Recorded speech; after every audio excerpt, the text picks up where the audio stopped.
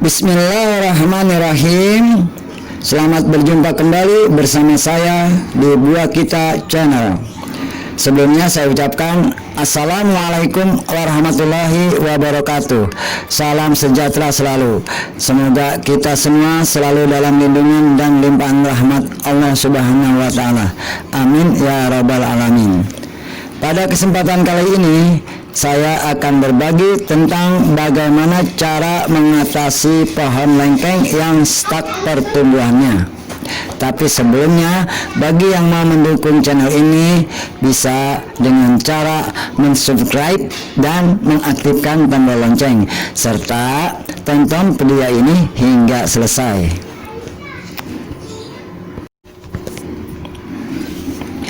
Baik, kita mulai. Sebetulnya ada beberapa penyebab yang membuat tanaman kita menjadi tidak subur dalam pertumbuhannya. Di antaranya mungkin satu, pemilihan bibit yang kurang baik atau kurang sehat pada awal tanam. Kedua, kurang tersedianya unsur hara yang dibutuhkan oleh tanaman. Ketiga, penanaman yang terlalu dalam atau bahkan sebaliknya terlalu ke atas media.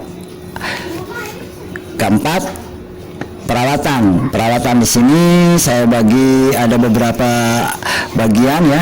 Salah satunya adalah penempatan pohon, biasanya terlalu banyak atau bahkan kurang sinar matahari.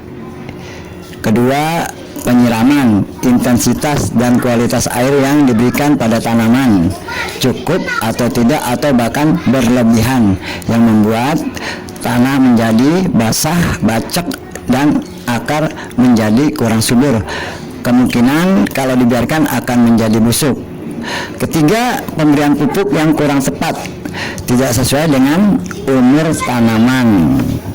Semua itu bisa kita atasi sebelum terlambat tentunya dengan cara penanaman ulang pada pohon yang stuck pertumbuhannya tadi, yaitu membongkar dan mengganti baik pot maupun media tanamnya.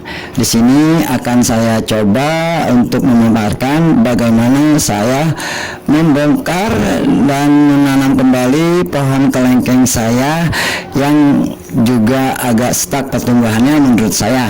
Oke. Di sini saya sudah siapkan beberapa bagian, terutama media tanam, kompos yang saya buat dari sampah daun ya, yang saya masukkan ke dalam plastik yang ya, lalu kita haluskan dengan cara mencabik-cabiknya seperti ini. Sebetulnya kalau kita jemur dulu setelah kering baru kita hancurkan itu akan lebih mudah. Ya, cuma saat ini karena ada beberapa hari ini hujan terus, jadi saya tidak bisa menjemurnya. Saya tetap menggunakan dalam kondisi basah. Itu pun sebetulnya tidak masalah. Ya, seperti ini.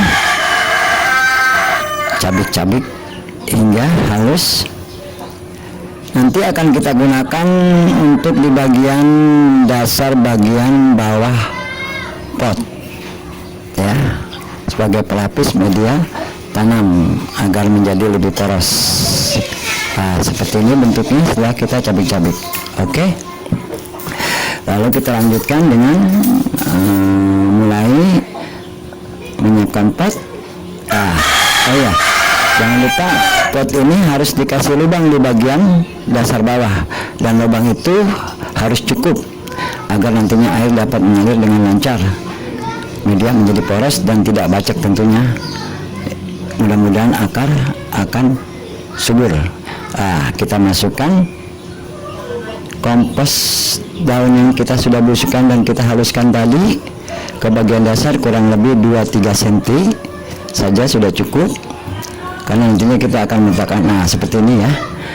Lalu kita masukkan media tanam yang sudah kita campur dengan kompos atau pupuk organik. Boleh juga menggunakan kotoran hewan atau kambing dengan perbandingan 1:1 juga boleh, atau 2:1 juga boleh.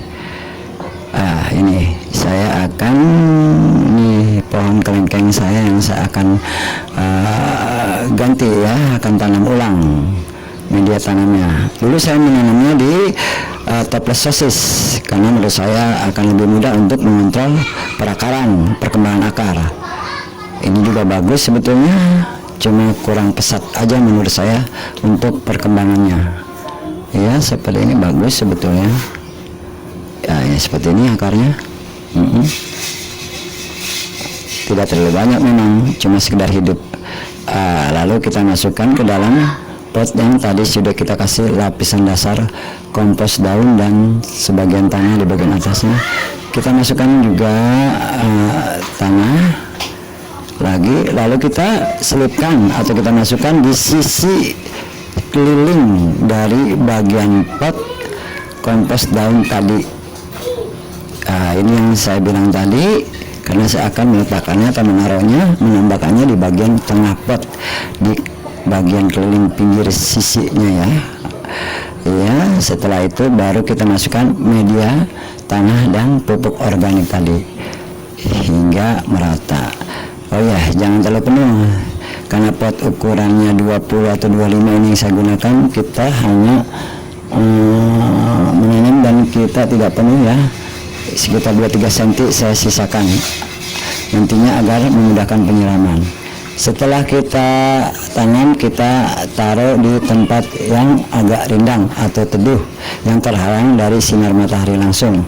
Di sini saya meletakkannya di bagian bawah pohon mangga dan pohon jambu dalhari saya, karena menurut saya dua pohon ini cukup menghalangi atau menutupi dari sengatan sinar matahari langsung.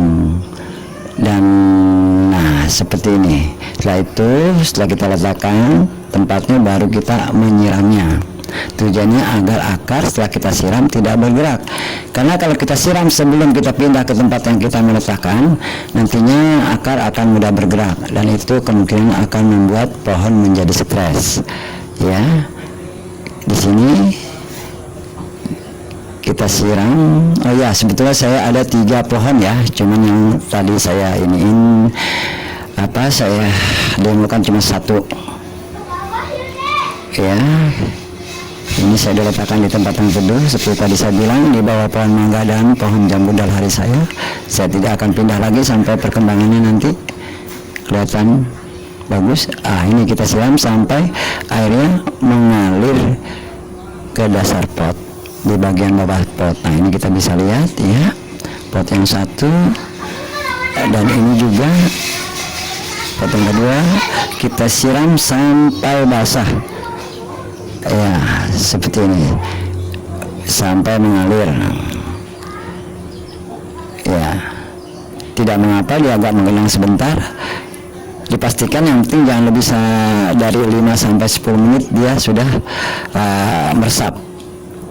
Artinya media kita masih cukup poros dan bagus untuk penanaman. Nah ini juga bagus, langsung mengalir ke bawah airnya seperti ini ya. Nah memang dia agak lambat, tapi dia tetap tidak akan lebih dari 5 menit dia sudah meresap dan merata ke bawah. Tidak seperti ini.